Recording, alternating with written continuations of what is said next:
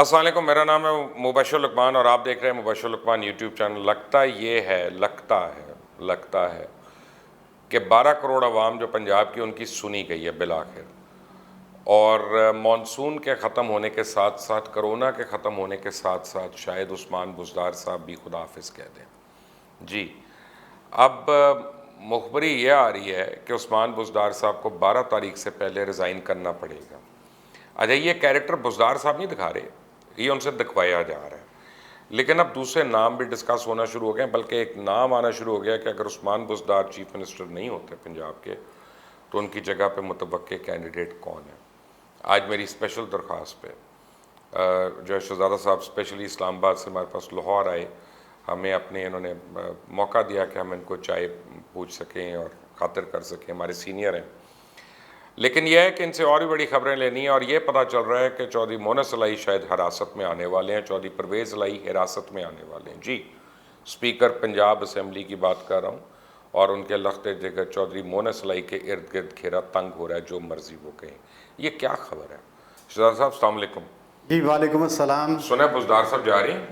मुबशर भाई, सबसे पहले तो शुक्रिया कि आपने मुझे जो है वो आज मदऊ किया और इस बहुत ही अहम मौजू पे, और बहुत ही आज ये गर्म ख़बरें हैं, उनके अंदर जो हम ख़बर दे रहे हैं वो सबसे मुनफरिद भी होगी और सबसे अलग भी होगी। बात बुज़दार साहब का ये है कि 2 साल तक बहुत कवर दिया है प्राइम मिनिस्टर ने, और उनकी थपकियों का ये नतीजा था कि वो इस ऐसा खुल के खेले, कोई पंजाब के लिए नहीं खेले, वो अपने लिए अपनी फैमिली के लिए और करप्शन के मैदानों में खास तौर पे गुजरांवाला की एक जो फैमिली है उसके लिए बड़ा खेले। जी, बहुत वो बड़ी खास फैमिली है, आपके करीब मेरे करीब और यहाँ आपके करीब ही हैं, और वो भी स्याह सफ़ेद के मालिक रहे और अब तक हैं। और जितनी अखाड़ पिछाड़ होती है ब्यूरोक्रेसी में वो उन्हीं के ज़िम्मे है, और वही करते हैं और वही सब कुछ करते हैं, वहीं पे सौदेबाजियाँ होती हैं, वहीं पे सब मामलात तय होते हैं। और जितने हुकूमती मामलात हैं, ये वज़रा के बारे में मैं बात करूँगा, तो वहाँ से ये हुक्म जारी हुआ है। और अब जो है वो चूँकि पानी जो है वो सर से ऊपर हो गया है, पानी सर से ऊपर होने की वजह से अब जो है वो तय हो गया कि उस्मान बुज़दार जो है उसको ज़्यादा देर तक अब अफोर्ड नहीं किया जा सकता, चंद हफ्तों के लिए भी नहीं, चंद महीनों के लिए भी नहीं। और ये जो केस आया है ये शराब के परमिट वाला, इसमें जो है 12 तारीख को उन्हें तलब किया गया है।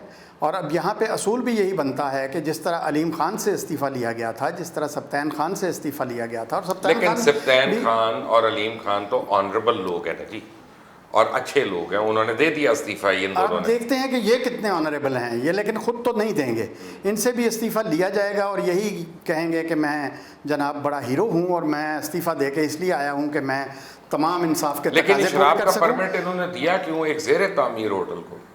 ये इसमें ये कहानी जो है ये तो बहुत सारे मैंने चैनल्स पे भी देख ली कि किसके ज़रिए अमीर तामूर जो इनके फूफा हैं उनके ज़रिए ये सौदा हुआ और 5 करोड़ में मामला तय हुए, फिर 5 करोड़ इन्होंने लिया।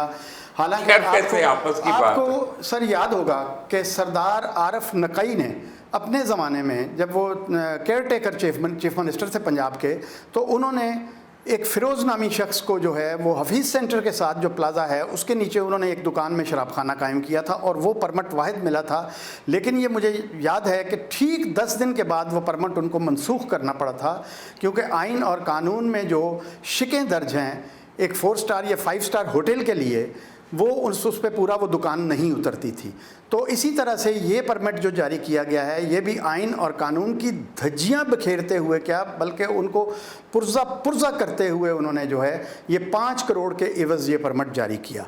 अब ये 5 करोड़ रुपया जो है वो तमाम जो अशरफ गोंदल साहब हैं, वो भी जो डीजी थे उस वक्त, जिन्होंने बादिल नखास्ता साइन किए, वो भी जो है वो वादा माफ़ बन चुके हैं। उसके अलावा अमीर तैमूर साहब अपना बयान दे चुके हुए हैं, वो भी अपने भतीजे के ख़िलाफ़ जा चुके हुए हैं। अब सिर्फ एक फॉर्मेलिटी है, और ये केस यहाँ पे पहुँचा हुआ है कि उस दिन बुज़दार साहब को बिठाया भी जा सकता है। नहीं तो अभी तक तो हम नैब को समझते हैं कि ड्राई क्लीनर की मशीन है, धो के बाहर कर देते हैं तो बुज़दार निकल ना आए कई बार। सर ये ड्राई क्लीनिंग मशीन जो है ना, ये भी एक्लिप्स की तरह या बड़े ड्राई क्लीनर्स की तरह बड़ी फ़ीसें लेके जो है ना वो मामलात को क्लियर करती है।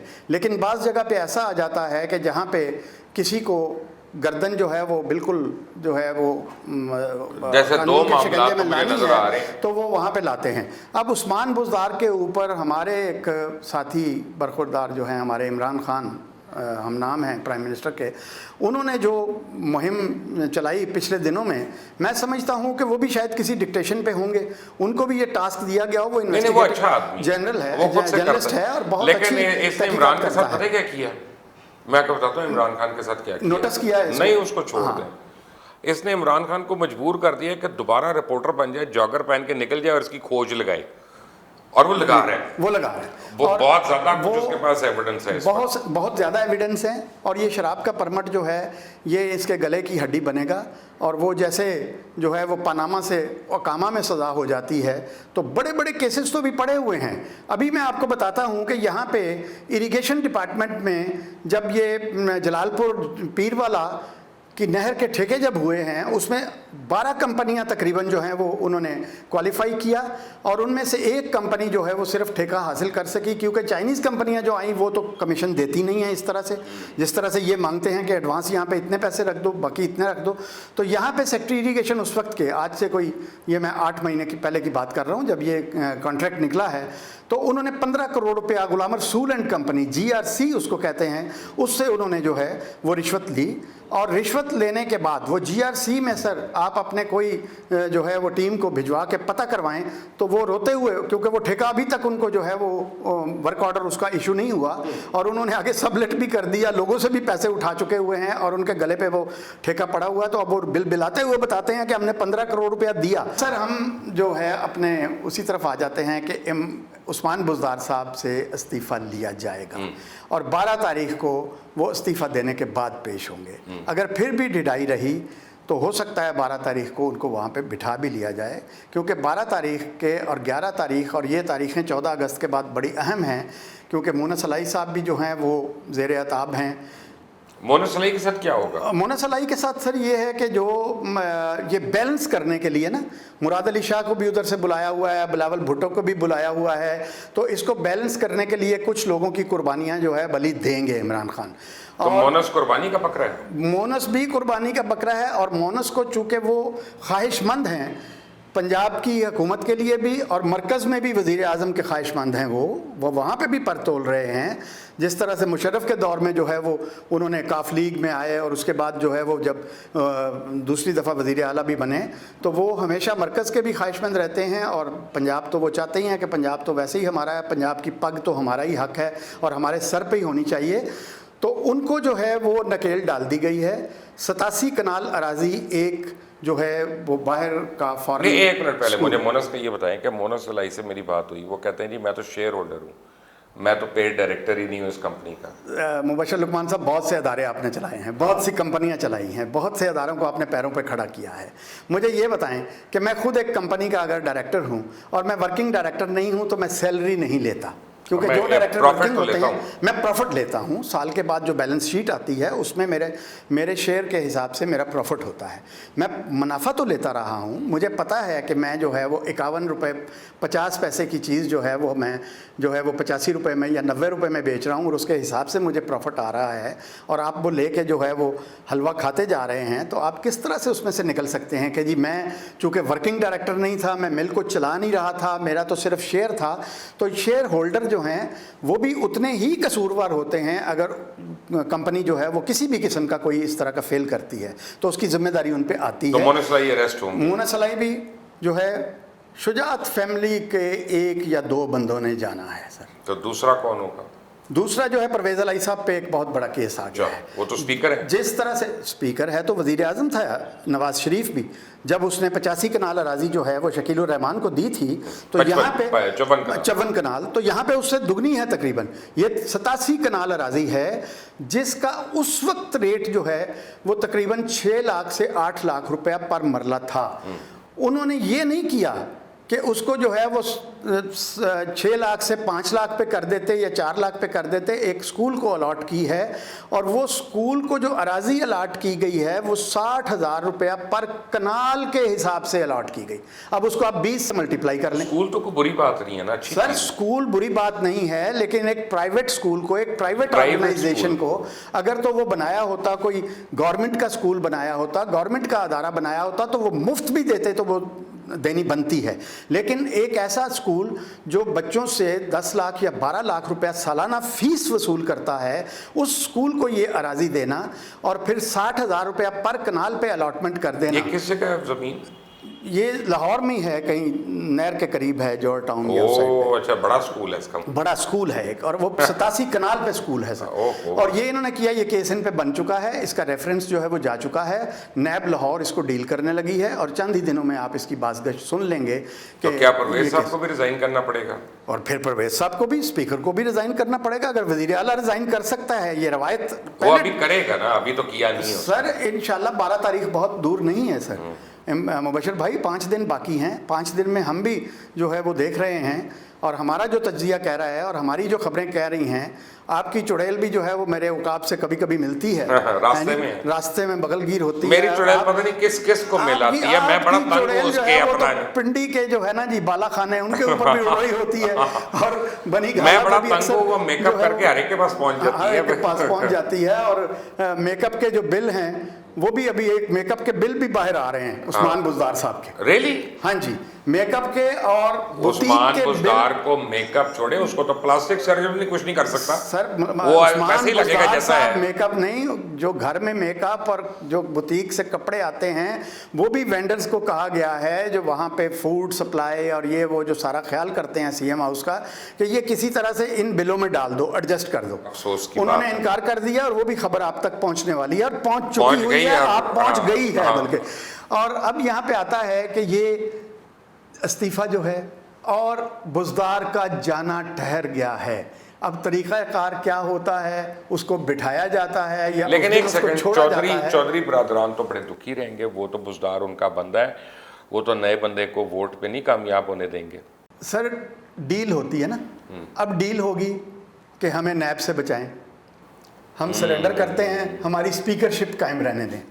लेकिन नया चीफ मिनिस्टर आता है, नए चीफ मिनिस्टर की अपनी कैबिनेट होगी, और कैबिनेट में जो है कुछ जो ऐसे हैं मिनिस्टर्स आपके बैठे हुए हैं, जब मैं और आप डिस्कस कर रहे थे, जैसे यास्मीन राशिद साहिबा हैं या और हैं, ये पोर्टफोलियो चेंज होंगे, या कुछ मिनिस्टर्स जिनकी कारकर्दगी अच्छी नहीं है, और जो यहाँ पे तो अक्सर को चेंज करना पड़ेगा, बेशक इनकी अच्छी नहीं है। बिल्कुल, बहुत सारे मिनिस्टर्स चेंज होंगे। लेकिन आप हाशिम बख्त को कैसे चेंज करेंगे जी? हाशिम जवाब बख्त को कैसे चेंज करेंगे? हाशिम जवाब बख्त को सर आप यासिर को कैसे बदलेंगे? उधर पोर्टफोलियोज बदलेंगे, पोर्टफोलियोज बदल जाएंगे। हाँ जी, इधर की मट्टी उधर हो जाएगी, उधर की इधर हो जाएगी, खेत तो वही रहेगा और उसकी जरखेजी भी वहीं रहेगी, या अगर वो फर्टाइल है या नहीं है वो वहीं पे रहेगा, मट्टी ऊपर नीचे हो जाएगी। तो आपका मतलब है कि मुराद अली शाह भी अंदर जा रहा है? मुराद अली शाह भी अंदर जा रहा है, और ये मुराद अली शाह के अंदर जाने का सबसे बड़ा और बेहतरीन ये जो है बली होगी उस्मान बुज़दार की। लेकिन ये बली नहीं है, ये पंजाब के 12 करोड़ अवाम की ख्वाहिश और दुआएं, पीटीआई की ख्वाहिश, उनकी बद्दुआएं कि जिनका बच्चा मेरिट पे नौकरी नहीं ले सका और उसको पता चला कि उसका हमसाया जो है वो राजनपुर में या डेरा गाजी खान में 5 लाख रुपया दे के जो है वो भर्ती हो गया है, तो वो उनके पास 5 लाख नहीं था, तो उनकी माएँ तो झोलियाँ उठा के बद्दुआएं देती होंगी ना। ये बद्दुआएं भी इनके साथ साथ सफ़र कर रही हैं। और इमरान खान साहब ने जो वसीम अकरम प्लस और कभी कुछ उसको जितनी दी है, अब इमरान खान साहब को भी जो है वो मुंह दिखाने के लिए लोगों को जो है वो मुंह को कई बार सैनिटाइज़र और माउथ वॉश से धोना पड़ेगा। अब ये मुझे बताएं, सुना नया बंदा जो है वो तो हमारे एक बड़े अच्छे जानने वाले का करीबी कज़न है जी, नया बंदा जिसके बारे में इस्तिखारा भी निकल चुका है, जिसके बारे में हुक्म भी जारी हो चुका है, और जिसकी सिलेक्शन हो चुकी है, अब उसमें कोई चॉइस नहीं है, और वो है, अभी रहने दें, अभी नाम ना बताएं, मेरा ख्याल है ज़रा बुज़दार साहब का फ़ोन आए ना फिर मैं उनको बताऊंगा नाम वो पूछेंगे तो सही है, नवा के रहेगा तो वो उनको बताऊंगा। लेकिन मुझे ये बताएं कि चीफ मिनिस्टर बनने से 4 दिन पहले मुझे बताया गया, और जब मैं कह रहा हूँ कि मुझे बताया गया तो मुझे पता चला बड़े खूब कि यासिर जो है वो सीएम बन रहे हैं, राजा यासिर हमायूं फ्रॉम चकवाल जी चकवाल बिल्कुल। से, और वो हमारे एचएसएन के जूनियर हैं, ये वो बड़ी उनकी तारीफ सुनी हुई थी ये वो, लेकिन ये है कि वो नहीं बने सरप्राइजिंगली। तो यहाँ अभी नाम आने में और 12 तारीख या 14 तारीख तक बनने में बड़ा ज़मीन आसमान का फ़र्क है ना जी। जी बिल्कुल, आप बजा फरमा रहे हैं कि राजा यासिर हमायूं का नाम बिल्कुल फाइनल हो चुका था। पीटीआई भी खुश थी क्योंकि वो एक बुनियादी तौर पे उनका एक कारकुन भी पीटीआई था, का वर्कर और पीटीआई का वो आपके जो है वो पंजाब का प्रेसिडेंट जनरल सेक्रेटरी भी था। और फिर एक ऐसी फैमिली जो है, उसका बाप, उसका दादा एमएलए रहा, उसका बाप जो है 3 दफ़ा एमपीए रहा, उसके बाद उसकी वालदा जो है बहुत बड़ी सोशल वर्कर हैं, और ये एचएसओनियन भी है और बाहर की यूनिवर्सिटी से पीएचडी की डिग्री भी लेके आया हुआ था। वो अलग बात है कि इन पे कत्ल का पर्चा भी है जी। कत्ल के पर्चे सर देखें, इन पे भी कत्ल का पर्चा था। किन पे? उस्मान बुज़दार साहब पे। ये कर सकते हैं कत्ल? सर ये कत्ल एक कत्ल नहीं, कई कत्ल होंगे। ओह माय गॉड, ये बुज़दार हैं सर। भाई ये कैसी बात कर रहे हैं? बकरी वाले हैं, और गडरिया जो है वो बड़ा जालिम होता है। हाँ। तो ये गडरिये जो हैं, लेकिन यासिर हमायूं जैसा शरीफ आदमी, वो फैमिली जो है, जो सारी ज़िंदगी उन्होंने, कायद आज़म को 200 कनाल अराजी चकवाल शहर के अंदर इस फैमिली ने 1947 में जब पाकिस्तान बना है तो इन्होंने दी, फ्री ऑफ कॉस्ट, 1 रुपया लिए बगैर। और 200 कनाल अराजी जो है उस वक्त शायद 200 रुपए की होती है, लोगों ने दिया, लेकिन उन्होंने साथ 2-2 लाख रुपया स्कूल बनाने के लिए उस वक्त कैश भी दिया। मतलब ऐसी फैमिली। फिर शाहीन मेडिकोज का लाइसेंस लिया, इसलिए कि चकवाल में दवाइयाँ जो है वो खालिस नहीं मिलती थी। राजा यासिर हमायूं ने वो लाइसेंस लिया, और वो चूँकि ख़ुद फार्मासिस्ट नहीं था, उसने वो लाइसेंस जो है एक जो है वो ऐसे आदमी को दिया कि जो ऑलरेडी फार्मेसी चला रहा था।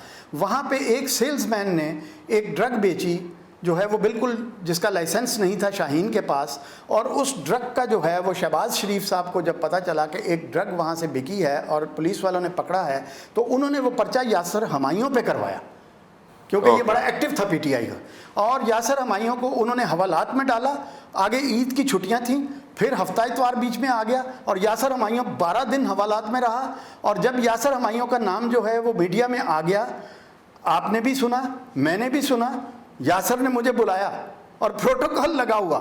मैं जब पहुंचा तो प्रोटोकॉल, डीपीओ पिंडी, डीपीओ चकवाल, सीपीओ, सब बाहर लाइनें लगी हुई हैं। हाईएस्ट, मैं तो नहीं कहूँगा मुझे किसने कहा, लेकिन जिससे मुझे कहा था उसने कहा मैंने अभी फैसला कर दिया। फैसला कर दिया था ना, लेकिन इस्तिखारा नहीं हुआ था।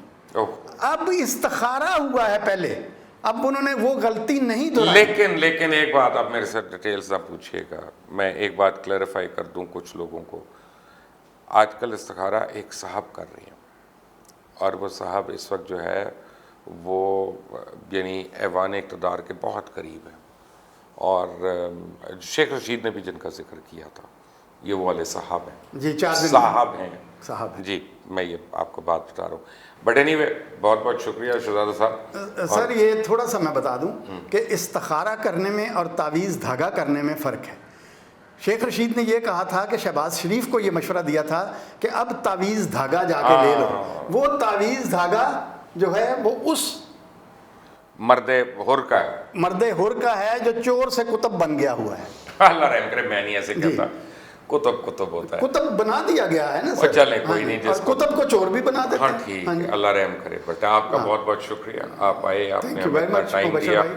आपको हम लेते रहेंगे वक्तन फवक्तन, ये बड़ी आप ब्रेकिंग न्यूज़ देते रहते हैं हमें, और हमें तो नहीं पता होता, और बहुत चीज़ों का हमें इल्म नहीं होता, लेकिन आप इस्लामाबाद में हैं और ऐवान इक़्तिदार की आप राहदारियों में फिर रहे होते हैं, तो आपको बड़ी सुनगुन रहती है आपकी, और आपकी वो जो शाहीन है वही पता नहीं कहाँ परवास कर रहा होता है।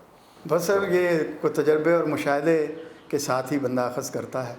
बाकी इक़्तिदार के ईवानों में, इक़्तिदार के एटमी कैंप में क्या क्या फ़ैसले होते हैं, किस किस लम्हे में बदलते हैं। यानी एक बात जाते जाते मैं दोबारा पूछ लूँ, परवेज़ लाई और मोनिस लाई के लिए बुरी खबरें हैं, और बुरी खबरें पीटीआई से ही आ रहा है, और आपको समझ आ गई है कि कौन। Thank you for watching. अल्लाह हाफ़िज़।